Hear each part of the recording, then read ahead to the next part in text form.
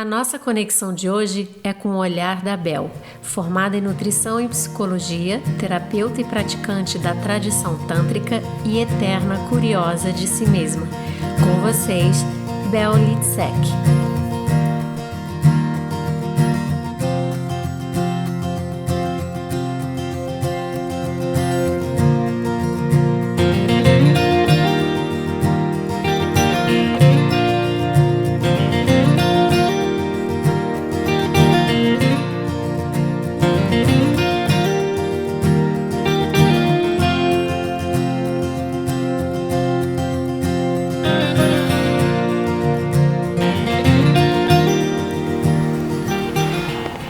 Bel, quando eu te chamei para contar, para compartilhar com as pessoas algum momento desafiador que você teve na vida, que você passou, você me respondeu, minha questão com transtorno alimentar.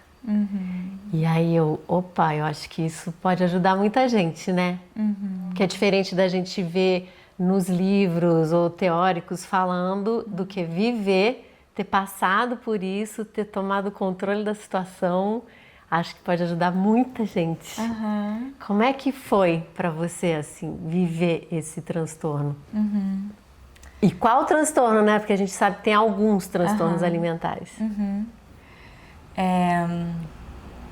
Quando eu era adolescente, assim, pré-adolescente, foi quando eu comecei a usar a comida como um mecanismo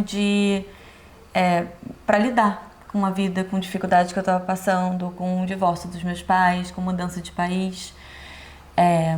E por muito tempo foi um mecanismo, assim, uma ferramenta que foi muito importante, eu percebo hoje. Num momento em que eu não me sentia amparada, não me sentia acolhida, eu pude receber um certo amparo, uma certa nutrição através da comida.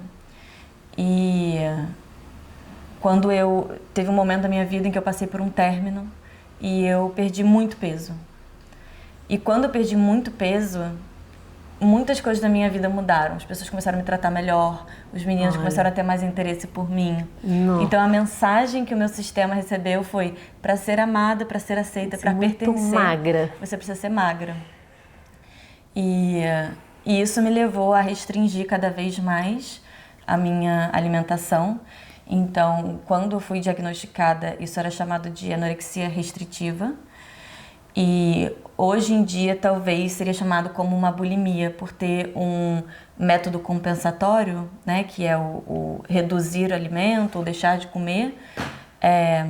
Então, tem pessoas que chamam de bulimia por ter esse método compensatório, tem pessoas que chamam de anorexia restritiva por ter uma restrição do que eu estava comendo. Porque normalmente o que a gente entende de bulimia compensa no sentido de que come pra caramba e depois força a vomitar.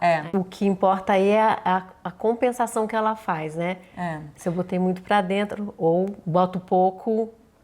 Como é que é? O que eu aprendi mais tarde na faculdade de psicologia é que existem muitos métodos compensatórios da bulimia. Dentre eles tem o vomitar, tem o tomar laxante, por exemplo. Sim. Ou então você não comer porque você comeu muito. Tá. Né? Mas a forma como eu mais me identificava era como uma anorexia restritiva que me levou a uma compulsão alimentar.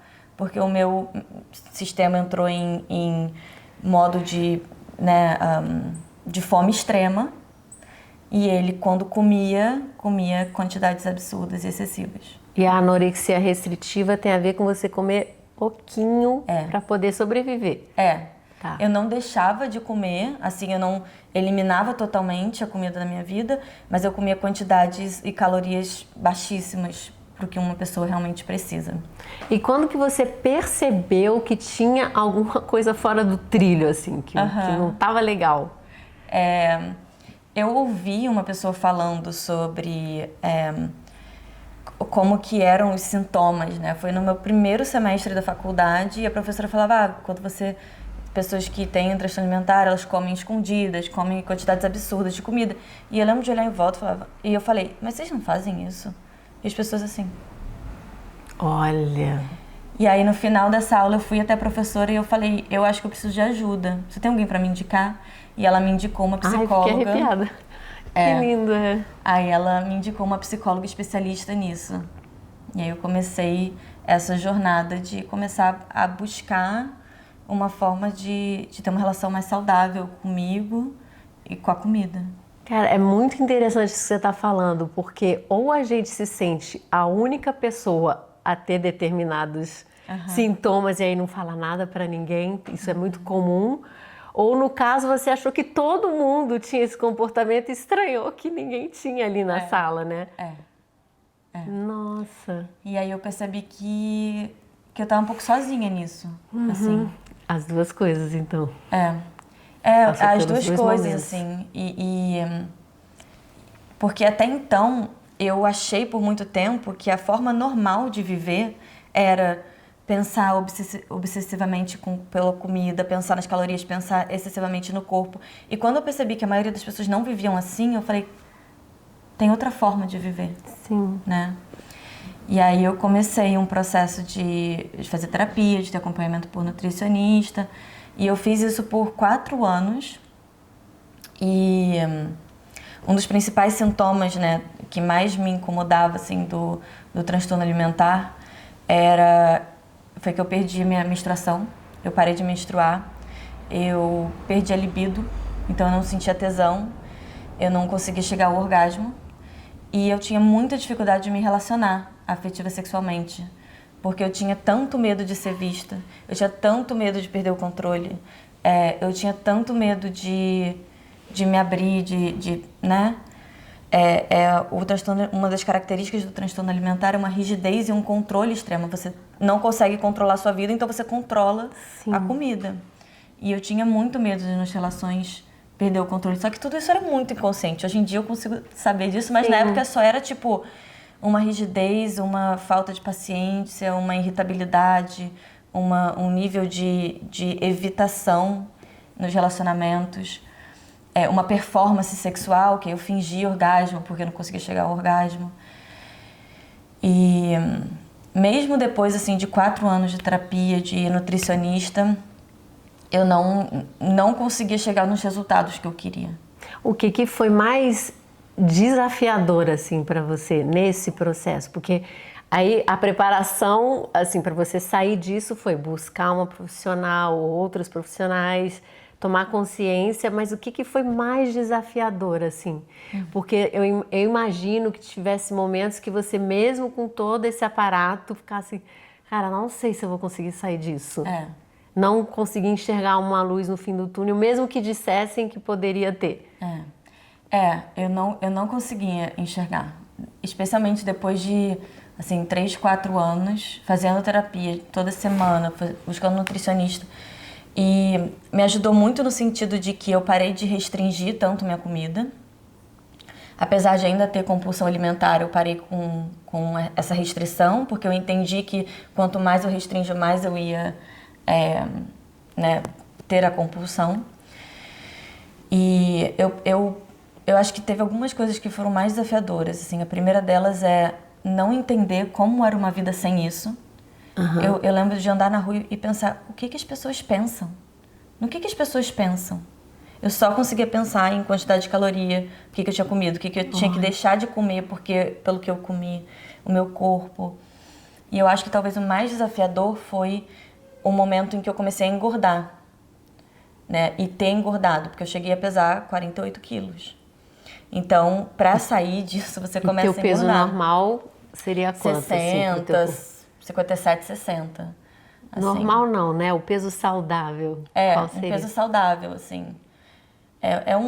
Depende muito, né, de pessoa para pessoa, obviamente, Sim, mas um peso você. que, para mim, assim, que eu sempre tive, era entre 57 e 60, assim. Então, imagina, para uma pessoa que tinha medo, eu me pesava de manhã e de noite. Se eu engordasse 300 gramas... A compulsão ficou na balança também. Mas a gente é esse controle, né? Para mim, antigamente, se eu engordasse 300 gramas já era um sinal de fracasso, assim. E aí, imagina, eu engordei 12 quilos. E isso para mim foi muito desafiador. Ver o meu corpo mudando, achar que eu não ia ser amada, que eu não ia ser aceita. E eu ainda tive uma experiência onde eu viajei, passei 1 ano fora, em Nova York, estudando. E lá eu engordei muito, estava estudando culinária. E lá eu engordei, assim, talvez uns 10 quilos. E tava num peso normal, porque antes eu tava muito abaixo. Sim. E eu tinha muito medo de voltar, como é que as pessoas iam me ver? Como que as pessoas iam me aceitar, se as pessoas ainda iam querer ficar comigo? E quando eu voltei, a pessoa com quem eu me relacionava antes, e que eu passei esse ano inteiro falando no telefone, não quis voltar a se relacionar comigo. Aí você Então, ligou logo ao peso que você ganhou. Pra mim é porque eu engordei. E eu não vou ser amada, eu não vou encontrar alguém, porque... Então, assim, é uma jornada de muitos altos e baixos, assim. Sim. E teve... Quantos anos você tinha quando começou todo esse processo? Quando começou a ficar patológico, porque quando eu comecei a usar a comida como um mecanismo de... refúgio. De amparo, eu tinha uns 13, 14 anos. E eu acho que foi muito saudável, na verdade, eu ter esse mecanismo, porque eu não sei o que ia acontecer comigo se eu não tivesse. Estava num momento muito frágil da minha vida familiar. Só que eu acho que começou a ficar bem mais patológico, assim, com uns 16. Quando eu perdi muito peso. E aí foi indo até uns 20 anos, assim, buscando essa cura através de terapia e métodos mais tradicionais, né? E aí teve 2 momentos para mim que foram muito marcantes e muito importantes. O primeiro deles foi depois de 4 anos fazendo terapia nutricionista, eu decidi buscar uma psiquiatra e eu entrei com remédios psiquiátricos, né? E isso foi uma virada linda para mim, super importante, porque eu comecei a ter espaço mental para pensar em outras coisas. Bacana. E eu comecei a entender que existia uma vida e coisas que a gente focava para além da comida e do peso. Diminuíram os pensamentos intrusivos? Isso.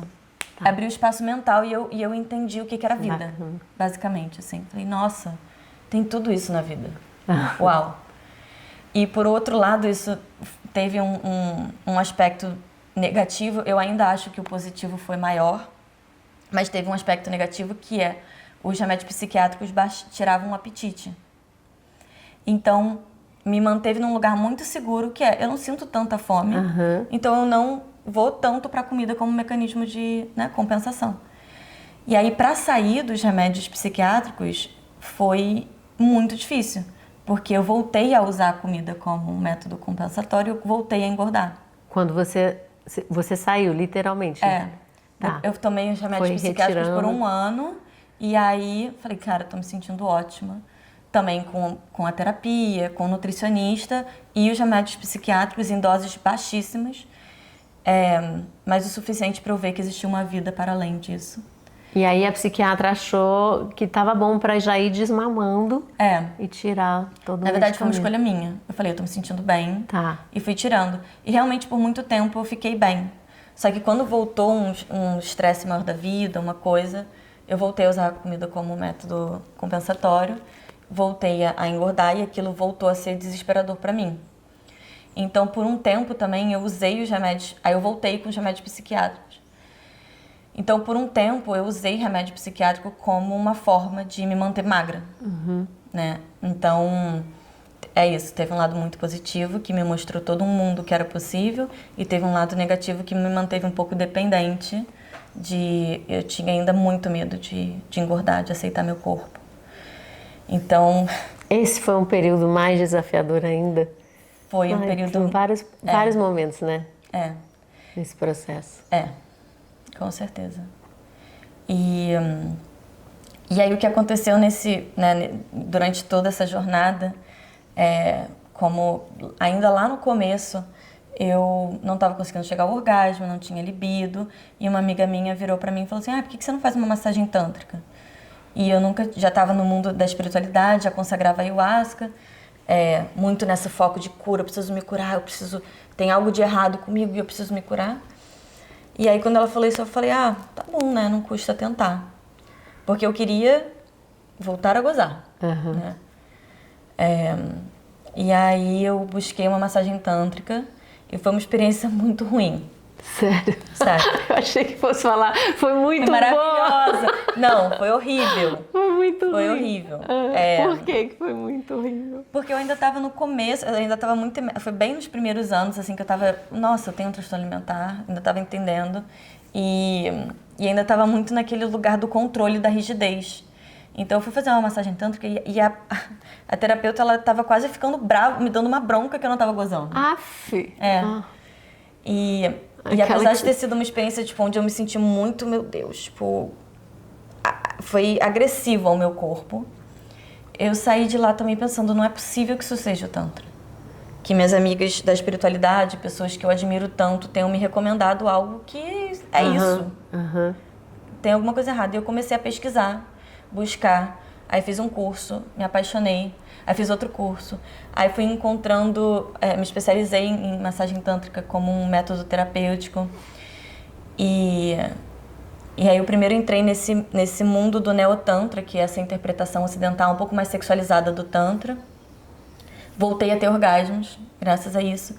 E eu lembro um momento onde eu estava fazendo uma prática de autoprazer e eu fazia horas, assim, eu ficava tipo 2 horas, 3 horas me tocando e aumentando a minha capacidade de sustentar prazer dentro de mim. E eu lembro de olhar para o meu corpo assim e eu falar, como eu posso odiar um corpo que me dá tanto prazer? Como eu posso querer um corpo que em qualquer lugar que eu toco ele me dá prazer, que ele seja menor? Porque isso é menos área de contato, isso é menos prazer. E isso foi uma virada de chave também que foi muito importante. Porque quando eu decidi, eu falei, eu realmente preciso sair dos remédios e eu preciso começar a amar o meu corpo, eu entendi que o prazer ia ser o caminho para fazer isso. Então, teu corpo foi o que te ancorou nessa busca, né? Assim. O que eu mais odiava, o que eu mais rejeitei, o que eu achava que era o culpado por tudo isso, na verdade foi o responsável pela minha cura, por onde eu tô hoje, pelo trabalho que eu tô construindo. Então, hoje em dia eu sou muito grata por esse transtorno alimentar, por essas dificuldades que eu passei, por esses altos e baixos, por rejeitar tanto o meu corpo, que hoje eu posso me sentir tão apropriada e apaixonada por ele.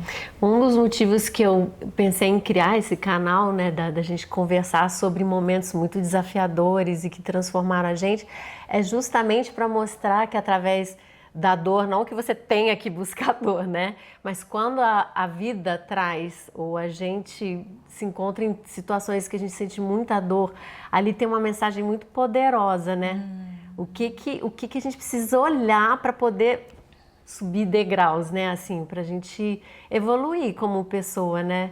E tudo isso olha quanta coisa você contou aí de aprendizado e como o conhecimento, né, expandiu tua consciência, né? Desde a professora na aula de psicologia, aí depois a pessoa da onde você conheceu o pessoal do Tantra? É uma amiga minha do campo da Ayahuasca, ela me recomendou a massagem tântrica e aí eu busquei uma pessoa online. Olha quem chegou aí. E aí o Tantra e como é importante a gente estar atento a gente. Então você não se percebeu, você não se sentiu confortável ali dentro da terapia tântrica, né? Na primeira experiência que você teve, opa, não é possível que pessoas tão incríveis, que têm um trabalho tão incrível tenham me indicado uma coisa. Vai ver que eu tô só no momento ou com a pessoa que não está funcionando. E aí você foi em busca de estudar o Tantra, muito legal. E aí o Ocidente, aí o Oriente. E mais incrível, assim, aquele que te causou dor, assim, né? Que foi teu corpo, fez você encontrar prazeres, né? Tem Você falou de passar exercícios, né, do Tantra. Sim. Tem uma das coisas que foram mais marcantes para mim também em todo esse trabalho que eu tô fazendo, foi uma vez que uma professora minha virou para mim e perguntou assim, que eu tava sofrendo muito com um transtorno alimentar, com essa dor, e eu falei, ai, por que comigo? Por que comigo? E eu experienciei também, passei por uma situação de abuso sexual. E eu vivia muito essa dor de por que comigo? Por que comigo? Culpa do meu corpo ter de alguma forma, atraído, seduzido, atraído, né? E eu neguei muito o meu eros, eu não posso ser sedutora, eu não posso, porque eu posso me gerar, né, essas dores.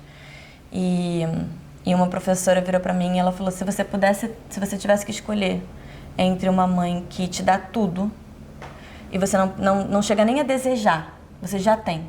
Você não sente dor, frustração, você não sente nada. Porque tudo que você quer, você só vive em êxtase e alegria e ali, né, tipo, no bem bom. Ou uma mãe que também quisesse que você vivesse muito dessa alegria, desse êxtase, desses prazeres maravilhosos, mas também quisesse que você tivesse limite. Também quisesse que você passasse por desafios para conquistar o que você quer. E tivesse ali para te amparar, para te cuidar, mas te empurrasse para viver uma vida, né? Qual mãe você escolheria? Eu falei, a segunda. Ela falou, essa mãe é a vida. A gente acha que a gente não quer sentir dor, a gente acha que a gente não quer passar pelas situações difíceis que a gente está passando, mas quando dado uma escolha, a gente quer. Sim. Se você tivesse que escolher entre não viver nada disso, só viver em, tô ótimo, você não escolheria isso. Sim. Então eu falei, caramba. Porque a gente precisa do movimento, né? A vida é movimento, né? E é esse ensinamento tântrico, tem um ensinamento tântrico que tudo é uma oportunidade de retorno para si mesmo. Sim. Então todas as experiências, das melhores e das piores, porque o Tantra também não nega experiências de êxtase, de prazeres, de coisas maravilhosas. E as dores e as frustrações e a vergonha e as dificuldades, tudo isso é uma possibilidade de caminho para casa, se você faz com que seja, né? Então, o meu transtorno alimentar, minha situação de violência sexual, tudo isso foram oportunidades de retornar para mim, de me tornar mais inteira em mim, de honrar as minhas dores, minha vergonha, minha culpa, tudo que existe dentro de mim e tudo que eu posso experienciar como um ser humano. Que lindo! Ai, gente, tem uma frase do Jung que ele fala: a caverna que você tem mais medo de entrar é onde está o tesouro que você busca. Então a gente... isso, as respostas estão dentro da gente, né? E como que fica confuso quando a gente está num desafio tão grande, que é se sentindo a única, passando por um problema, não, tá todo mundo feliz e eu é que estou vivendo isso, né? Parece que o mundo congela na gente, né? O resto tá tudo feliz, principalmente quando entra nas redes sociais, assim, todo mundo lindo, maravilhoso. Cara, tem um problema muito grande comigo, né? E como é bacana a gente conseguir perceber, ter essa consciência, né? De que, por isso que é importante a gente poder compartilhar, para as pessoas perceberem que isso pode acontecer com qualquer pessoa. Assim, então você falou, por que eu? Por que não eu, né? Se eu estou viva, se eu estou na vida, por que eu não posso levar um caldo na onda do mar, né? Por que eu não posso boiar no mar? Por que eu não posso tudo? Né? Então, assim, não sei se eu me enrolei aqui para falar, mas é muito incrível, assim, poder justamente passar por esses desafios e crescer como pessoa, ver a riqueza, né, que tem dentro da gente. E acho que eu ia falar das pessoas porque a gente vive numa rede, a gente precisa, a nossa espécie vive em rede, né? E eu acho que a grande questão hoje em dia está muito gritante, é isso, a gente fica tão desconectado de si que a gente não percebe que a gente faz parte desse todo. Então, quando a gente começa esse desconectado, é muito louco, né? Porque a gente acha que a gente fica muito dentro da gente, tipo, o problema é comigo, mas no fundo a gente está desconectado da nossa essência, né? E a nossa essência faz parte desse todo. Então, eu acho muito lindo tudo isso. Eu acho que uma das principais um dos principais obstáculos nas jornadas de cura e de transformação das pessoas é essa mentalidade de que tem algo de errado comigo que eu preciso consertar. Sim. E eu acho que errado. Apesar de ser psicóloga, de amar a psicologia, Eu acho que a psicologia contribuiu muito para esse lugar de patologização, de exclusão, de diagnóstico, de que tem algo de errado comigo. E uma coisa que o Tantra também me presenteou, que foi gigante para minha jornada, pro lugar onde eu tô hoje, de um empoderamento que é tão real e tão profundo e tão verdadeiro e tão incorpóreo, tipo, dentro do meu corpo mesmo, foi essa mudança de mentalidade para não tem nada de errado comigo. Eu sou perfeita. E o Tantra trabalha muito essa espiritualidade, e ele acredita que a nossa espiritualidade é humana, que Deus, que essa consciência está na Terra para se experienciar em tudo que a experiência humana tem para oferecer. Então, quando eu tô vivendo, quando eu tô me sentindo um lixo, quando eu tô me sentindo assim, ou a culpa ou a vergonha, que pessoalmente para mim são as emoções mais difíceis de lidar, é isso que a deusa quer que eu experiencie. A deusa quer experienciar isso através de mim. Quando eu tenho nojo do meu próprio corpo por ter seduzido uma pessoa que me violentou, como que isso pode ser um caminho de volta para casa? Como que eu posso olhar para mim não como se tivesse algo de errado comigo, mas como se eu fosse tão perfeita, mas tão perfeita, que eu tivesse a oportunidade de sentir e vivenciar tudo. Então isso para mim é um grande ganho, assim, de essa não dualidade que o Tantra tem, de não existe bom e ruim, não existe uma espiritualidade divina, né, perfeita, e uma humanidade que é profana, que é suja. Não. Essa coisa maquiavélica, né, binária. Porque o que acontece é que as pessoas, elas negam a sua humanidade, a gente nega o nosso ódio, a nossa raiva, ou a nossa vergonha, ou as nossas imperfeições para tentar alcançar uma coisa divina, e isso gera um nível de repressão que leva a formas violentas. É um embotamento do amor, né? Ou formas fragmentadas de viver a vida. E eu acho que o Tantra, assim, ele traz muito isso, né? Se a natureza é perfeita, tudo a gente olha pra natureza e a gente fala, nossa, tudo é perfeito, né? É incrível. Mas a natureza errou ao me criar. Tudo é perfeito menos eu. A deusa criou tudo perfeito. A deusa podia ter criado qualquer coisa e ela criou você, do seu jeito, para vivenciar essas coisas que você está vivenciando agora. Então, como seria... E aí eu acho que tem esse componente também que a gente estava falando mais cedo, de o processo de cura, o processo de olhar para aquilo que está nos bloqueando de viver o nosso maior potencial. E não é que tem algo de errado que eu preciso consertar, mas é o que eu preciso olhar e integrar para viver o meu grande potencial. E eu acho que algo que falta muito é essa integração do prazer e do amor nesses processos de cura. Né? A gente fica muito focado no que tem de errado. Sim. E a gente fica com toda a nossa atenção e toda a nossa energia ali pro que tem de errado. E quando a gente olha, tipo, o que tem de certo? O que tem de prazeroso? Como que eu posso me encontrar aqui? Como que eu posso me amar nessa culpa? É nesse momento em que as coisas alquimizam dentro da gente e a gente consegue viver uma cura. Porque a tendência natural da natureza, a tendência natural dos nossos corpos é prosperar, é viver o nosso potencial, é viver esse fluxo livre de energia, de empoderamento, né? Os animais, se você vê os animais da natureza, eles estão se sentindo, eles estão lá, ai, que delícia viver. E os seres humanos estão assim, meu Deus, tem algo de errado comigo. Tentando procurar o que é normal para poder se adaptar a esse normal, você deixar de ser, para poder se encaixar num sistema que só... E que funciona no medo, né? E o medo é um sistema assim de opressão, de... Né? As pessoas ficam dominadas pelo medo, né? O que a gente mais vê. Então, assim, como é que é a gente poder olhar a vida pela linguagem do amor, né? E não do medo. Exato. E encontrar o amor no medo. E encontrar o prazer no medo. Né?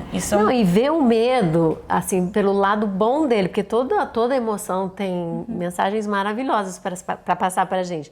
O problema é quando a gente fica cristalizada numa emoção só.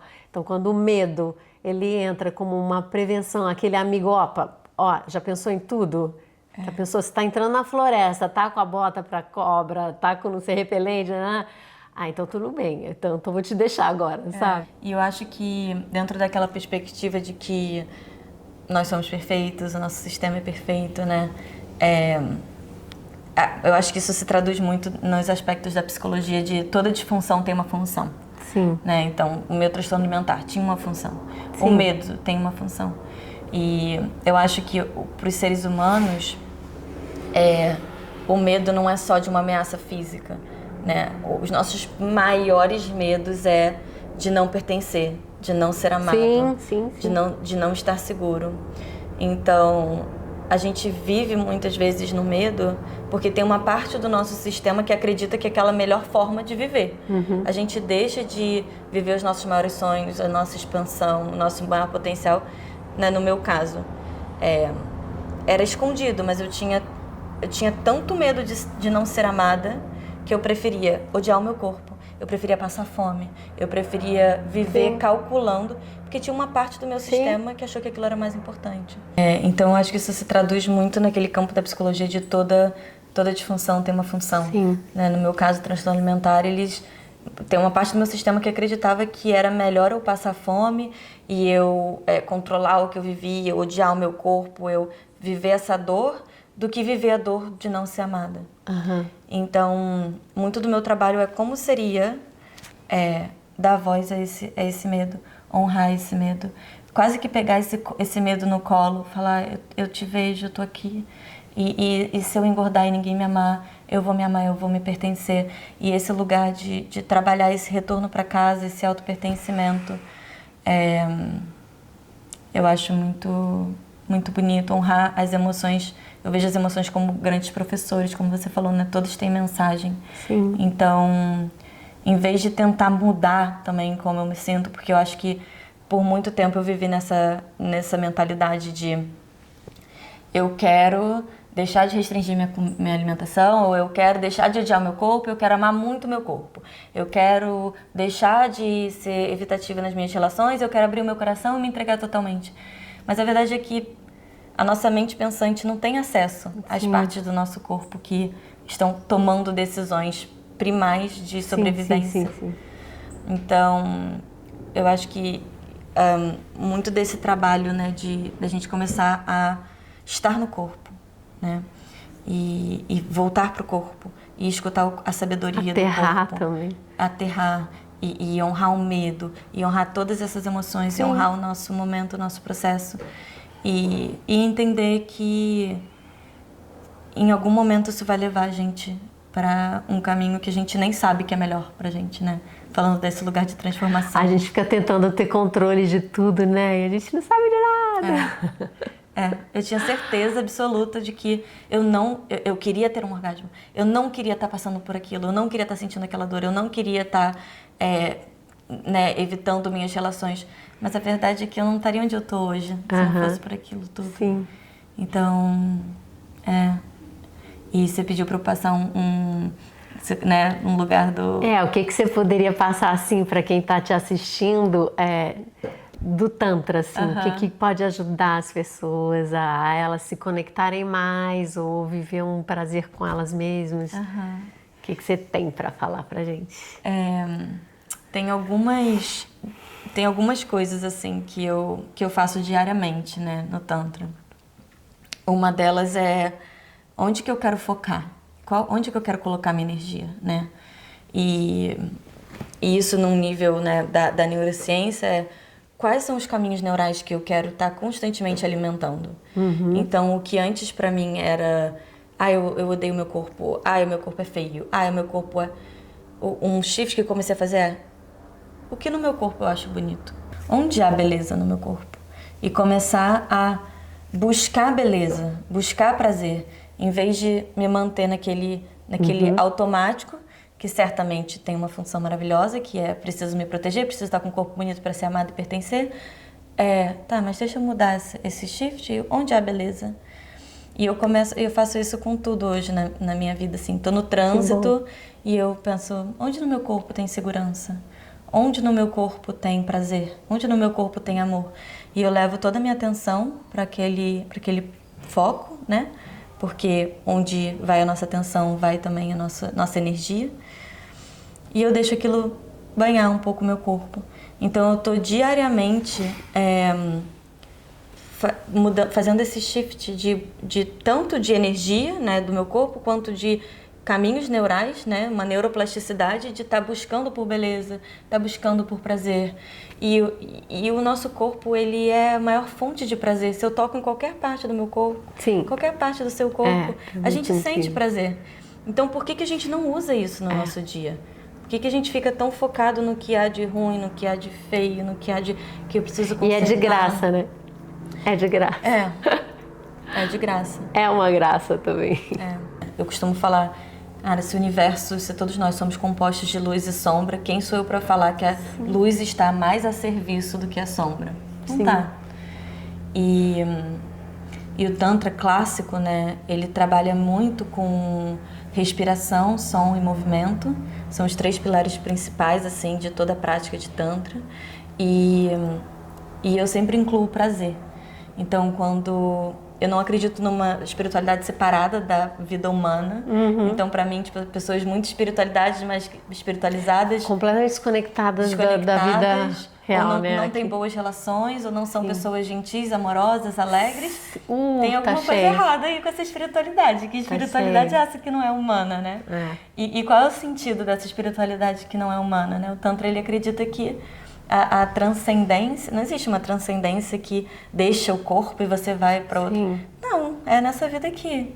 A gente não tem certeza de uma vida pós a morte, mas a gente tem certeza de uma vida pré-morte.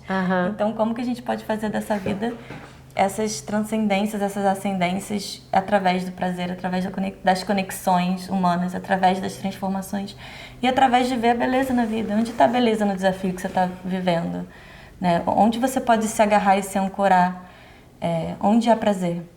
E aí, falando desses pilares, né, do Tantra, né, do som, movimento, respiração, tudo que a gente faz na vida, que a gente inclui a respiração, o som e o movimento, aquilo vai se amplificar e aquilo vai se alquimizar.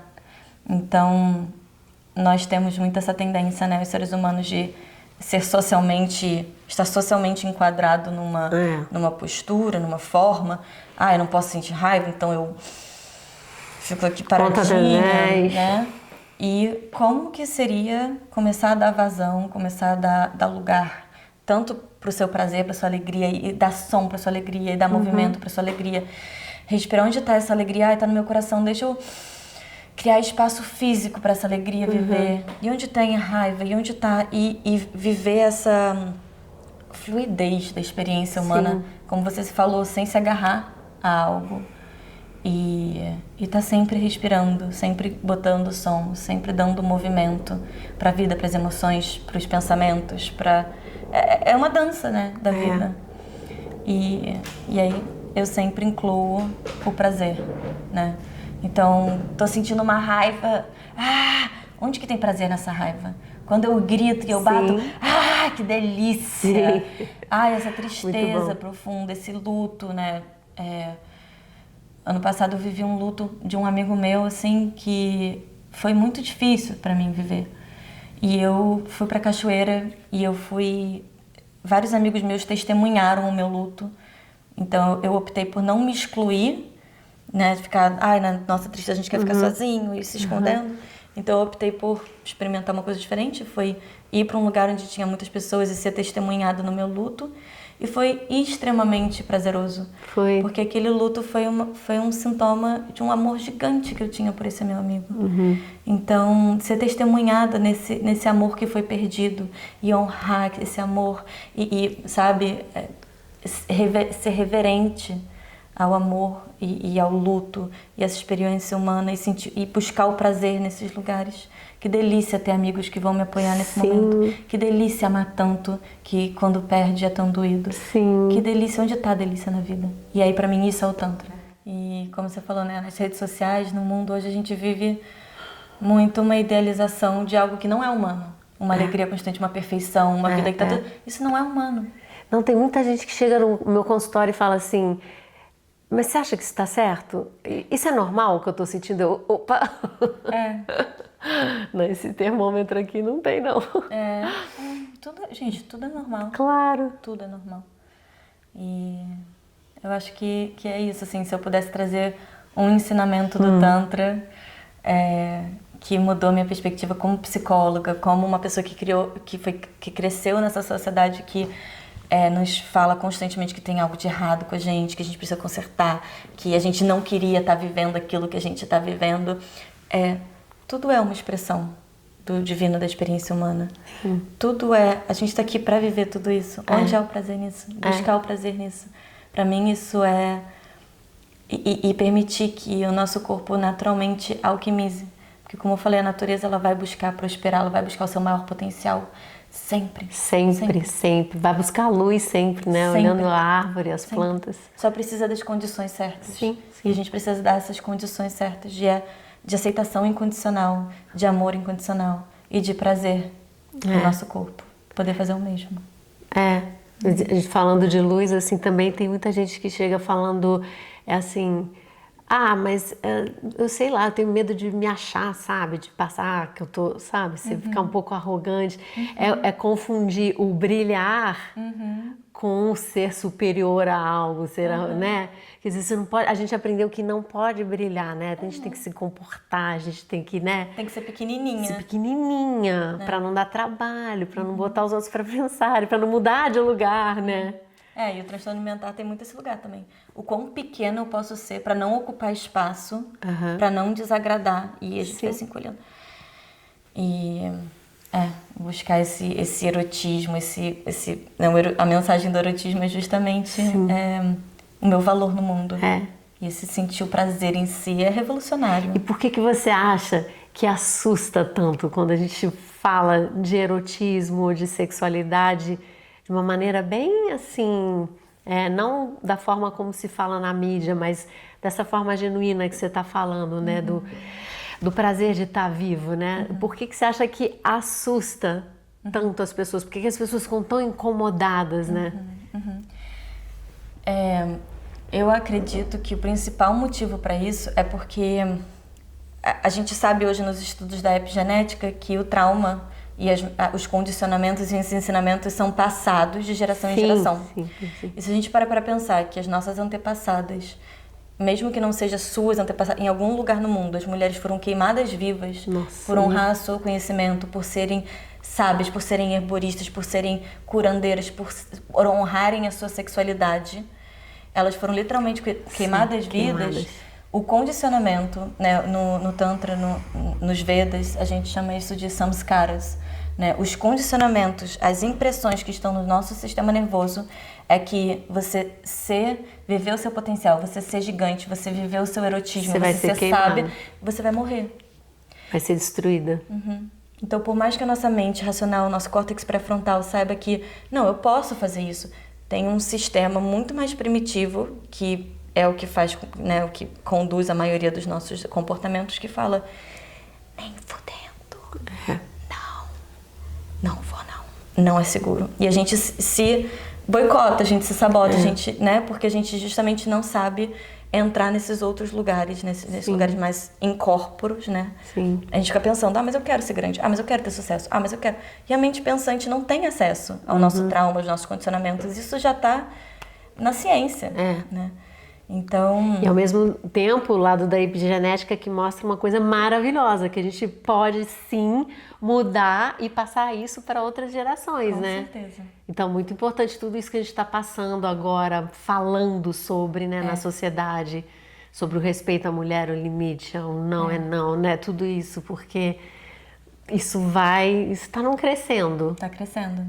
E eu sinto que a gente está criando um ambiente externo, onde é cada vez mais seguro para as mulheres se colocarem, mas eu ainda acho que falta essa prática interna, né? Que, como eu sempre falo, não adianta pensar que você quer algo. Sua mente pensante quer tudo. Mas como que é, e aí o Tantra traz esse lugar do embodiment, né? Do estar no corpo, de incorporar. E aí a gente usa técnicas de respiração para entrar em estados alterados de consciência e conseguir acessar essas camadas mais profundas que regem a gente. Então, se liberar essa queima dos samskaras, essa queima desses condicionamentos antigos que já foram muito funcionais e estão desatualizados hoje, porque a gente vive uma outra realidade. Hoje em dia, para a maioria de nós, é seguro ser uma mulher poderosa, é seguro ser uma mulher sábia, é seguro ser uma mulher com sucesso, é seguro honrar o seu erotismo para as nossas antepassadas. E não precisa ir muito longe, né? Não. Talvez para as nossas avós, você ser uma mulher de muito sucesso, ter muito dinheiro, você não ia ser amada por um homem, e ser amada por um homem, você precisava ter um marido para sobreviver, para ter uma conta no banco, para viver em sociedade. Sim. Então, muitos desses ensinamentos estão aqui, sabe? Eu preciso ser amada por um homem, então eu preciso ser pequena, eu preciso ser magra, eu não posso ter sucesso. E isso rege a gente de forma inconsciente. Então... E como é legal quando a gente consegue brilhar e pensar que quando a gente brilha, a gente está iluminando, né? E está inspirando outras pessoas a fazerem o mesmo, a serem quem elas são, né? E é tão lindo isso tudo que você fala. Fico super orgulhosa desse teu caminho. Obrigada por me testemunhar, por me permitir brilhar, por me permitir contar minha história. Ih, já te acompanho, ó. Aliás, quem quiser te acompanhar. Eu tenho um Instagram que é @bel.litsek. Litsek é L-I-T-S-E-K. E eu tô começando agora também um podcast onde eu vou falar com mais profundidade sobre esses ensinamentos do Tantra, dos Vedas, dessa jornada de cura através de um lugar menos da mentalidade de que eu preciso me curar, mais da mentalidade de integração. Então, tem essas redes assim. Ai, muito lindo. Ai, obrigada. Adorei. Obrigada.